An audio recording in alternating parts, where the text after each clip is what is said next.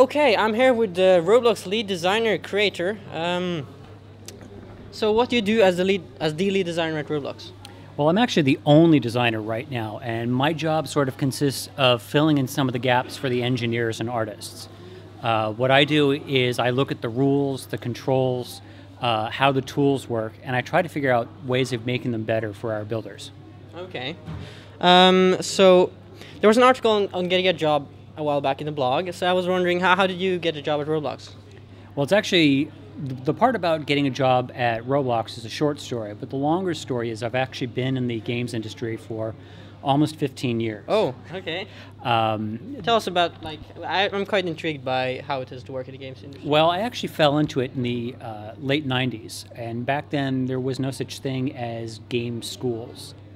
It just turned out that the types of courses that I took in college really fit well with one particular company.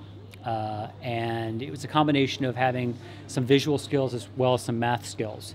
And back then we really made up a lot of the rules as we went. And most of my experience is simply on the job. Okay. But how did you land at ROBLOX? Well, so about 7 months ago, I actually got a phone call from a recruiter that was looking specifically for a designer at ROBLOX. And they hadn't even written out the job requirements yet when they brought me in and interviewed me. And I actually spoke with Sorkis and Shedletsky as my interviewers. And recognized I didn't know who these people were. I really hadn't spent much time on ROBLOX. And so to me, it was just another typical interview. And they asked me a lot of questions about the types of games I played, what I would do under certain circumstances. Mm-hmm. I answered them as plainly as I could, and within the week, I had a seat. Wow, that's pretty good. So you work on ROBLOX Studio, right? Yes. So what kind of improvements do you have planned? There's a lot that we want to do with Studio. Studio is very challenging because there's no one right way to make a tool. What we're trying to do is we're trying to find ways where we can make most people happy most of the time. And one of the tricks to doing that is having multiple ways to accomplish each type of task. So one of the things that I'm trying to do is I'm trying to make sure there are at least 2 or more accessible ways of doing anything in Studio. Whether that's by written command or by a toolbar with all the icons on top, or something that is as intuitive as using a much better dragger system. Dragger system? Yes. So what's a dragger system? Dragger system refers to any time that you do any translation, rotation, or scaling of objects or models in Studio. Okay. Cool. So you said you also work on bugs, fixing bugs. Well, I don't actually do the code. They don't let me do that. I do know a few programming languages, but the code is very specialized and the engineering is very complex. So my task is to actually put myself in the user's place. What does a builder do? What did they get frustrated about? Why isn't this working the way I think it should work? And then I sit down with the engineers and say, here's the problem that I see. Is there any way we can make it better for our builders? Okay. Well, the thing is, I didn't actually hear about you before I kind of specifically went out to look for staff coming to BLOXcon. So, do you actually have like user interaction when you like make these choices, or is it kind of? I sort of divide my time up into about 3 parts, equal parts each day. I spend maybe 2 to 3 hours every day playing games. Sometimes I go on as creator, sometimes I go on as a noob, so you never know who you might be playing with. Yeah. Another third of my time is actually working with Studio, building my own projects, building my own models, trying to understand the programming interface as best as I can. Also any issues that might come up? Yes. The notion is if I can't do something and I've got the entire staff of ROBLOX around me to explain it, yeah. There's a pretty good bet that there are a lot of other people having problems too. But is there anything specifically that you kind of seeing, like for example the seating glitch? Have you heard about that? When you look at someone, they sit down and they just stand in the chair, for example. There are just many like. I actually experienced that recently, and I won't say it's high on my priority list, but definitely things like that need to be fixed. Yeah, there are just so many like small little things. Okay. So Yeah, in the message to me you mentioned player animations.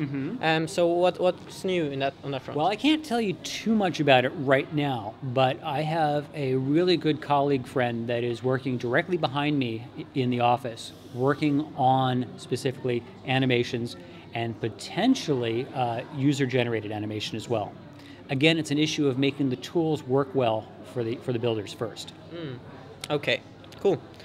So then there was a humanoid question, that there were many problems with humanoids, that they're inefficient, that people have been making their own humanoids that are more efficient than what Roblox has to offer. Also, some other things like Move 2 doesn't work, animations are buggy when you try to use them, and registering knockouts with NPCs is somehow overly complicated. Yes. What kind of improvements do you have planned for NPCs?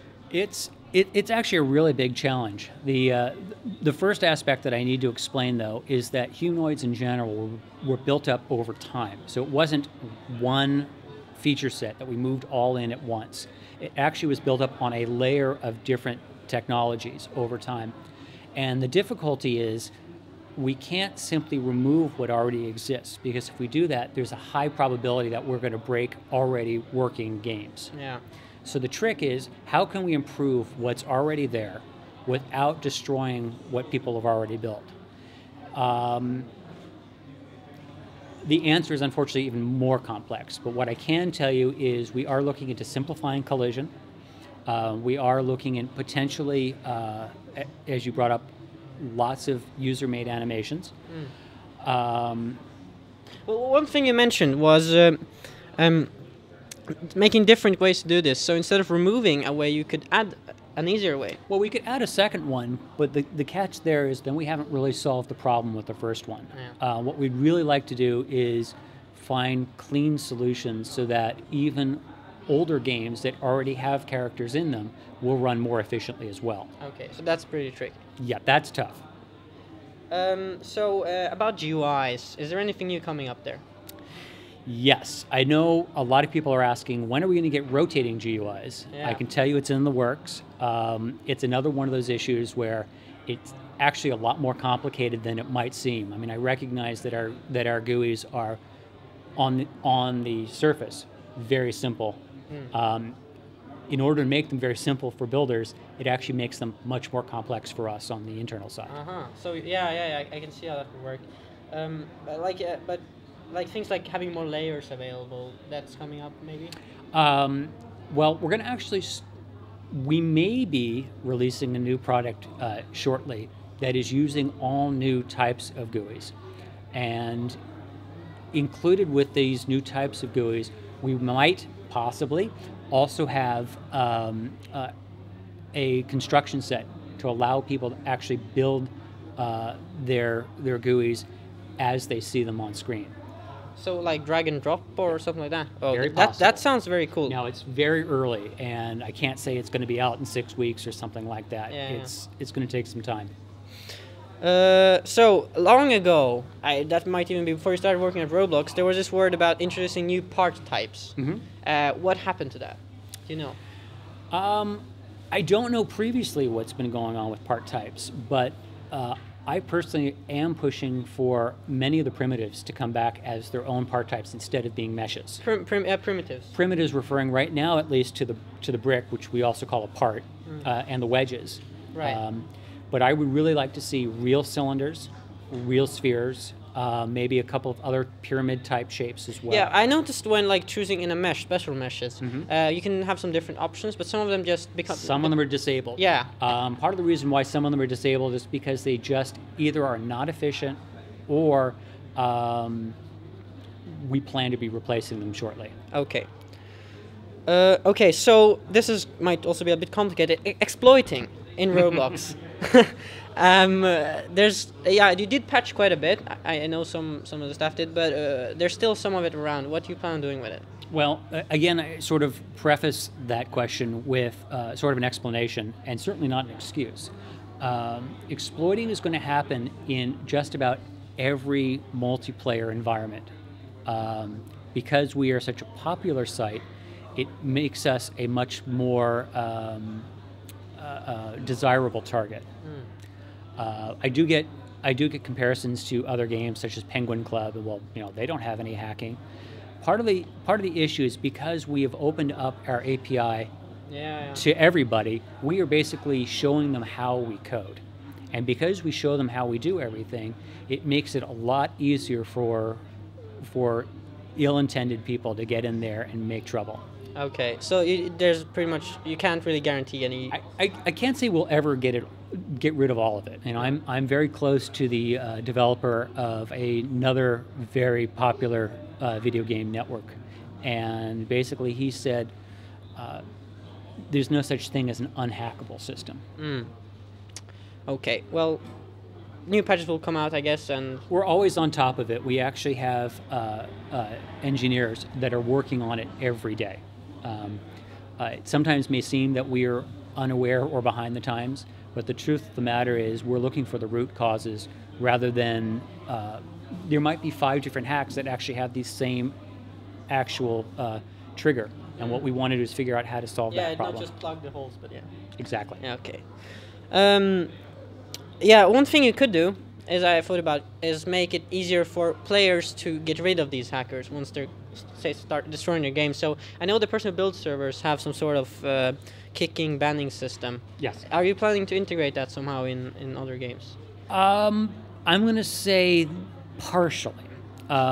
So I ran an experiment a few months back where I actually opened my own personal build server, and I gave anyone who asked access to my server. They got full tools, and I had this pretty neat castle, and a whole bunch of other people were building things. And I'd say within the first 30 minutes, the whole place was C4'd. So, yeah, I do know what it's like to have that happen to you. That being said, we are working on a new project. It is a separate application that will allow you to have much stricter control over who has access to those tools. Yeah, I was thinking kind of like having some like new, instead of having that manual join disconnect, or some sort of functions that would allow you to, say, shut down servers from in-game in case it got exploited, for example. Because there's a button on the site right now, but only the owner can access it. Right. That could actually be used as a malicious tool also. But we already have a less efficient way to kick everyone, so maybe. Well, what I'll tell you is definitely I can send that back home, and we can definitely talk about ways to do that. Okay. That's neat. So there's this really kind of tricky question that my friend sent me. He kind of got bored of Roblox, so he asked, how are you going to make Roblox more interesting for veteran players? So I think this is actually a very good question. One of the interesting things that I've noticed over time is every time we add something new to Roblox, there's going to be a party of people that complain about it and say, well, I liked the Roblox from 2008 or 2010. And at the same time, we wind up getting new people from all the new changes. So it's a trade-off between what do you do for people that have been longtime players, and how do you bring in new players into the game after the game's been around for 6 years. And it's a very tricky balance. And my general rule of thumb is the rule of thirds. So I like to have 1/3 the same of things that we know that are working well, people enjoy. 1/3 improved, meaning we take things in the game that are pretty good, but we think we can do better, and work on those. And then the third is new things. And this is the most controversial part, because this is what makes the game change over time. Yeah. But I think that a game that expects to have a long life expectancy needs to change over time. Yeah. So, what do we do that's going to bring in, that's going to keep the veteran players? I think one of the things that's very important for veteran players is that we work a lot on cleaning up the bugs, making the game more efficient, more stable. Bringing in better tools, let them make more complex models and even cooler types of game types. One of the things we're doing right now is you may have noticed that on the website we actually have the ability to sell your game. Yeah, so in other words, so we're trying to encourage people to make really, really high quality games, and only the really best are going to even have a chance of succeeding in that realm. But that also means that we need to also give them more tools. Yeah. Because if you're gonna make such a hard game, like such a game that requires so much effort, it kind of needs to be rewarding. So because skilled people, they won't stay on Roblox forever. They will move on unless. I think that's bound to happen. We definitely have a really cool tool set, but ultimately, and I think this is intentional, as you get older, to some degree, you might outgrow Roblox and maybe move on to a professional position in games.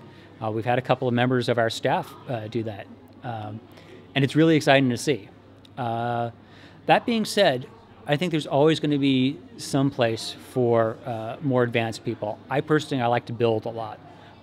That tends to be a challenge regardless of what the tools are. It really just, it's something where I pick harder and harder models to build.